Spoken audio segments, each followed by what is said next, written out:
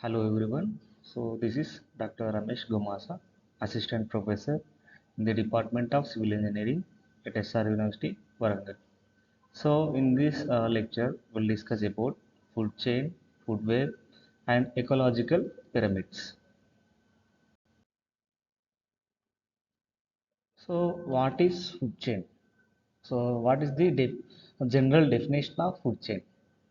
So, a food chain is a linear representation of how energy moves through an ecosystem from one organism to another organism. Right? A food chain, which is a linear representation in the energy system, so which indicates how energy moves from one organism to other organisms. So it begins with producers, right? It begins with the producers and passes through the different levels of consumers. So it begins with the producer and which is passing through the different levels of consumers like primary consumers, secondary consumers, tertiary consumers, etc. Right? However, it is important to understand a food chain. It is not merely about feeding the relationships, right? It is represents the transfer of energy and more importantly the gradual reduction of usable energy at each step, right? So it is important to understand the food chain. So it is not about the relationships, but it represents the transfer of energy at each step, right? You can see the basic examples, the food chain structure, so which is starting from the producers to primary consumers, primary to secondary consumers, followed by the tertiary consumers. Like you can see from this figure, the general example of food chain, starting from the grass to grasshopper to frog, followed by the snake, etc. Right?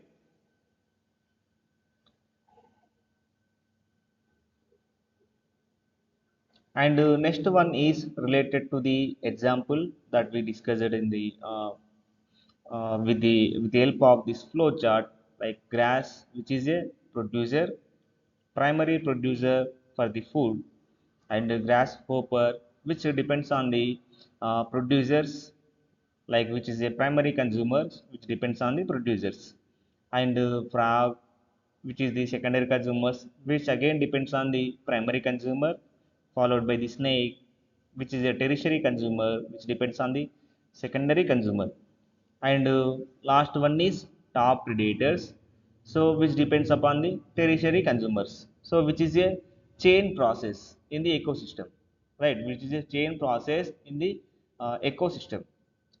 So because in the food chain a significant amount of loss of energy, right? So as we discussed in the previous lectures, so the main loss of energy in the form of heat, right? Because of this respiration, metabolic activities, right? So the energy is lost in terms of heat because of the respiration, movement, and metabolic activities. So this pattern continues at every level in the food chain. So each step in a food chain represents a stage where the energy becomes less available. Like as the passing from producers to consumers, consumers to predators, the energy lost in each stage, right? Because the food chains are always short and which cannot be extended indefinitely, right? The main limitation is which is not a biological preference but physical constraint because of the loss of energy, right? And you can see the structure of food chain, the structure of food chain, which is based on the trophic levels. So in previous lecture also we discussed the different trophic levels in the ecosystem. So the structure of food chain, which is based on the trophic levels in the ecosystem, where each trophic level represents specific position in the energy transfer sequence, right? So where each trophic level, which represents specific position in the energy transfer sequence, like it consists of producers. So producers form the first level in the trophic level, followed by the primary consumers, secondary consumers, and higher level consumers like tertiary consumers like predators. So what is critical here? So in this you can see each trophic level is associated with the decrease in energy availability, right? As the trophic level increases or moving from producer to other trophic level, the availability of energy is decreases. As the energy moves upward, like from producers to consumers, so the quantity of energy decreases, but the number of organisms which is also decreases, right? The quantity of energy is decreases and the number of organisms also decreases. So this is why producers are always abundant, like plants, etc. So which are abundantly available in the ecosystem, right? But herbivores which are fewer and carnivores which are less numbers, which are less available in the ecosystem. So this structure is not an arbitrary. It is governed entirely by energy efficiency and energy loss during the transfer. So these inefficiency of energy transfer, which ensures that higher trophic levels cannot sustain large population, right? So higher energy transfer ensure that in the higher trophic levels cannot survive large populations like predators. So now we can move to the types of food chain.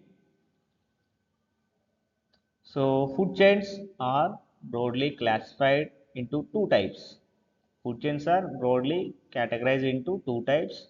So first one is grazing food chain and the second one is detritus food chain.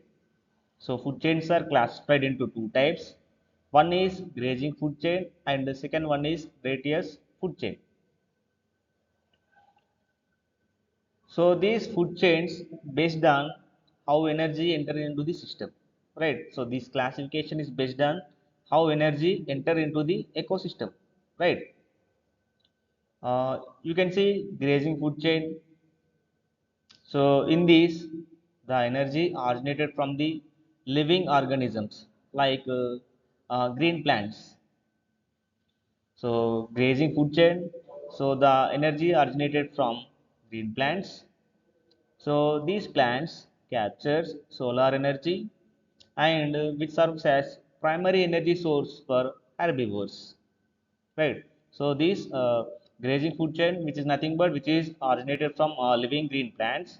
So these green plants which capture the solar energy and which will convert into useful food energy, right? So these are the primary source of energy for herbivores. So herbivores which are consumed by the carnivores and the energy continues to flow upwards, right? If you see the trophic levels, first one is producers followed by the consumers, right? So herbivores which are consumed by the carnivores and the energy continues to flow upwards. So this type of food chain is common in terrestrial ecosystem. So this type of food chain is commonly available in the terrestrial ecosystems like grasslands, forest, etc. In contrast, you can see other type of food chain, nothing but detritus food chain. So detritus food chain, which begins with the dead organic matter. So detritus food chain with which begins with the dead organic matter. When plants and animals die, they remain become a source of energy for the decomposers, right? When it is die, so the dead matter is available in the ecosystem, right? Which is a source for decomposers, which is source of energy for decomposers like bacteria and fungi. So these microorganisms like bacteria and fungi, these microorganisms break down these complex organic substances into simple forms, right? So these whatever the microorganisms which is break down the dead organisms and which forms a simple complex organism in a simple structure and which releases energy into the system. So this energy is then transferred into small organisms. So this energy is transferred into the small organisms that feed on decomposers and subsequently to higher level consumers, right? So the detritus food chain, which is also depends upon the dead organisms, where decomposers plays a crucial role. So which can convert dead organic matter into suitable energy and which will release nutrients into the ecosystem. So the detritus food chain, which plays a crucial role in the maintaining the ecosystem balance, because it ensures that energy stored in the dead organic matter which is not wasted, right, which is not wasted but which can be used to produce nutrient and which are recycled back into the ecosystem, right? So which are recycled back into the ecosystem in terms of nutrients, right? So now we are clear, right? Types of food chain. First one is grazing food chain, and the second one is radius food chain. So grazing food chain nothing but which is starting from the green plants.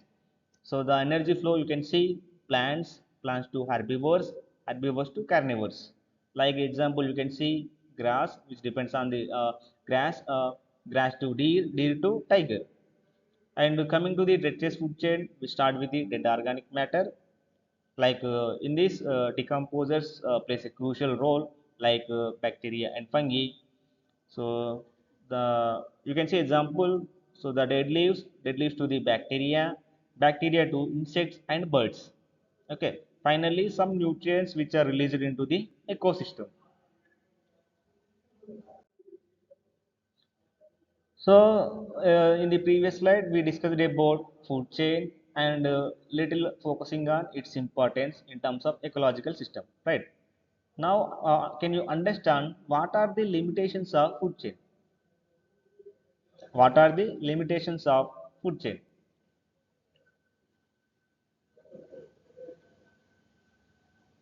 Limitations of food chain. You can see food chains are useful.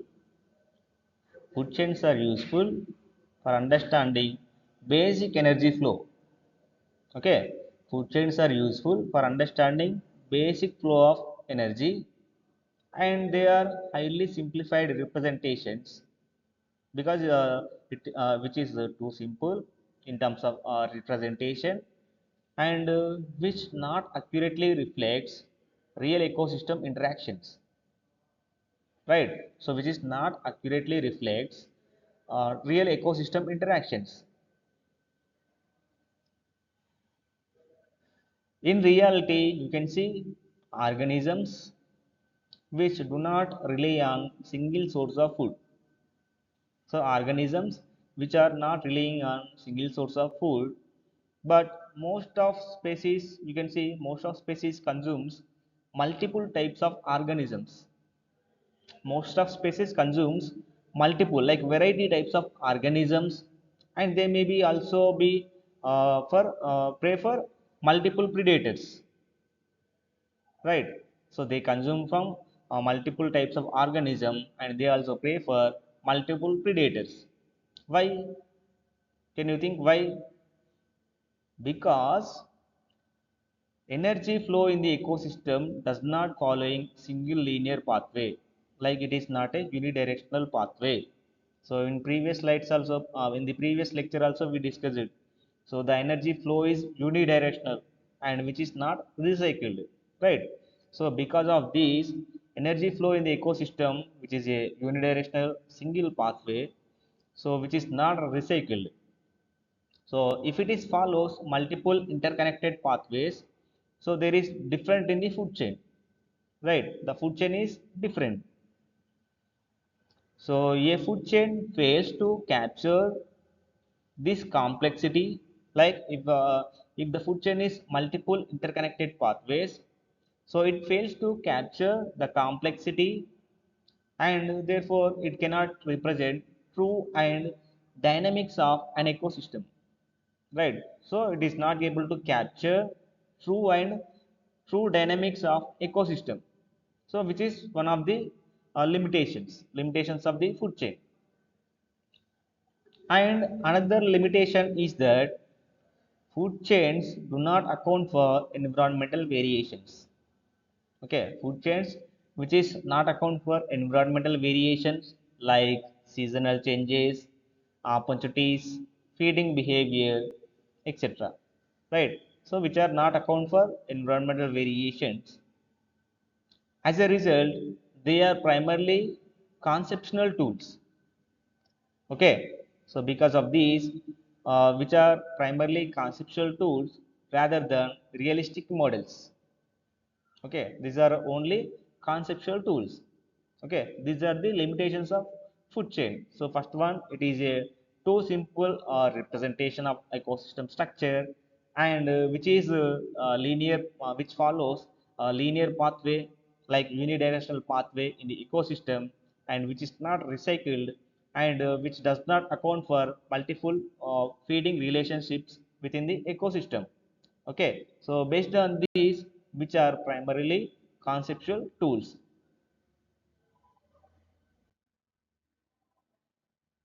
And next concept is food web. So in previous slides, we discussed about food chain, right? Food chain, types of food chain and its significance, followed by some limitations of food chain, right? Now, what is food web? What is food web? A food web is a more accurate representation of energy flow in ecosystem. Okay, so which is nothing but which represents energy flow in the ecosystem, which represents energy flow in the ecosystem. Okay, you can also see from this figure how the energy flowing from one system to other system in the environment, right? It consists of multiple interconnected food chains, right? It connect of multiple interconnected food chains, so that together to form a complex network. So it will form a complex network of feeding relationships, right? It consists of multiple interconnected food chains, and which will form complex network for feeding the relationships.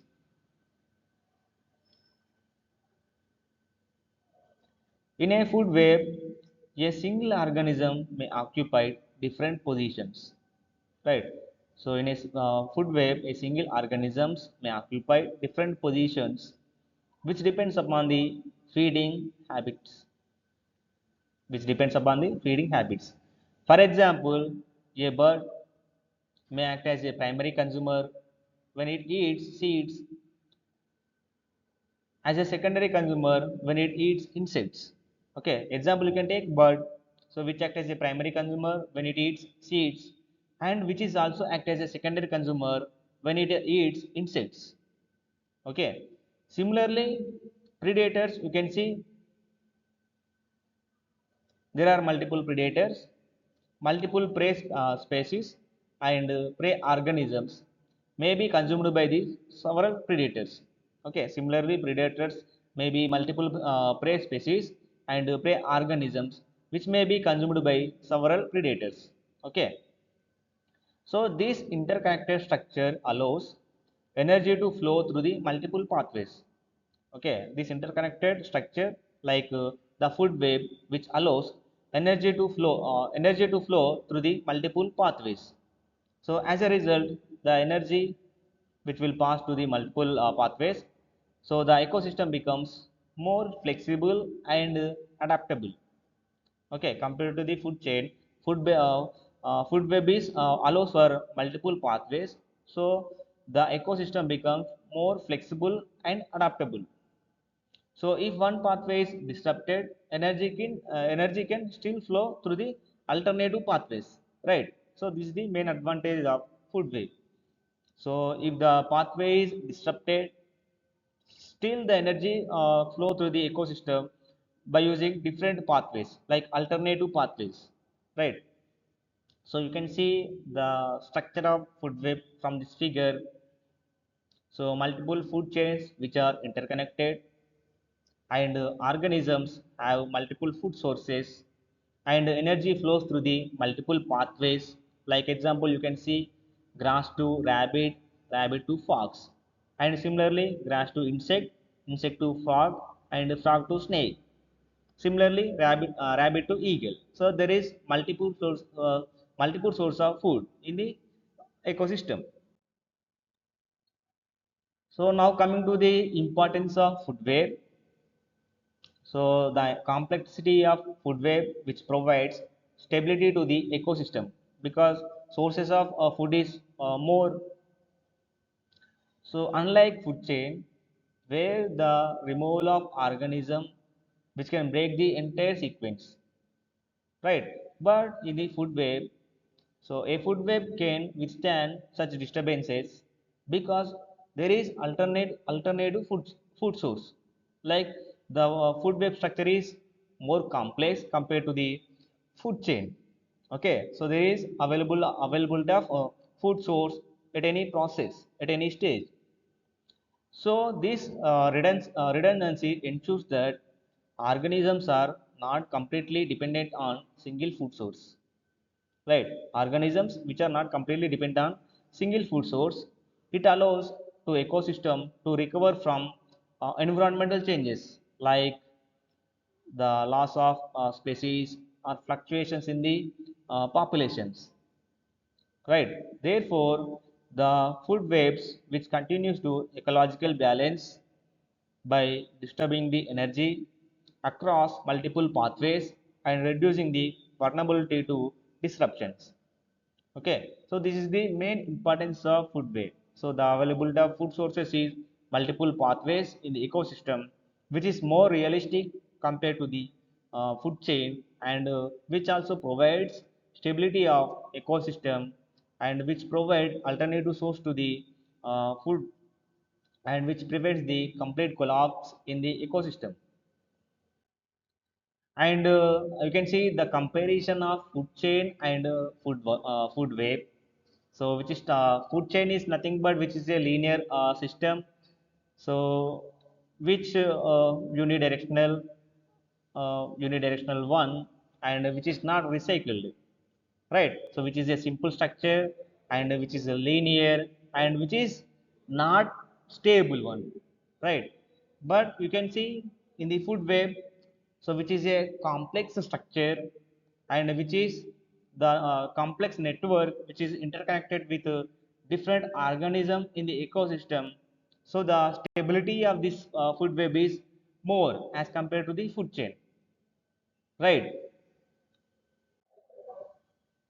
And next one is related to the ecological pyramids. Ecological pyramids, like ecological pyramids are graphical representations. Ecological pyramids are nothing but which is graphical representation which show the structure of trophic levels, which shows the structure of trophic levels in terms of numbers, biomass, and energy. Okay, so ecological pyramids are graphical representations of trophic levels. Like it will show number of organisms, biomass, and energy. So they provide a visual understanding of how ecosystems are organized and how energy is distributed across different levels. Okay, so it is nothing but it is showing some organization of ecosystem, and energy how it is distributing across different levels in the ecosystem, right? So these pyramids are not merely diagrams, okay, which reflects understanding the ecological principles, and particularly in the reduction of energy in the each trophic level, right? So first one is the pyramid of numbers, which represents the number of individual organisms present at each trophic level. Okay, the pyramid of numbers which represents the availability of number of organisms in the trophic level. In many ecosystems, this pyramid is upward. So the pyramid structure is like upwards. So with large number of producers with supporting smaller number of herbivores, right? So large number of producers which are supporting small number of herbivores.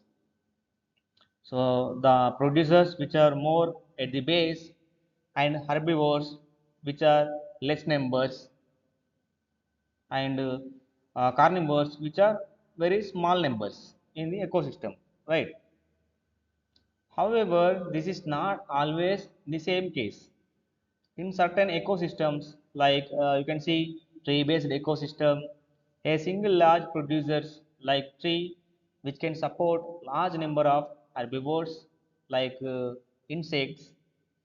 In such cases, the pyramid becomes inverted. Okay, because the availability of herbivores will be more, so the pyramid structure will be inverted. So this shows that the pyramid of numbers which depends upon physical structure and size of organisms rather than energy flow in the ecosystem. Right, the pyramid structure which shows the number of organisms and physical structure and the size of the organisms rather than the energy flow. So you can see from this figure the pyramid of numbers based on the grass, plants, grasshoppers, frogs, snakes, based on the physical structures, size of organisms, and number of organisms in the ecosystem. And next one is pyramid of biomass.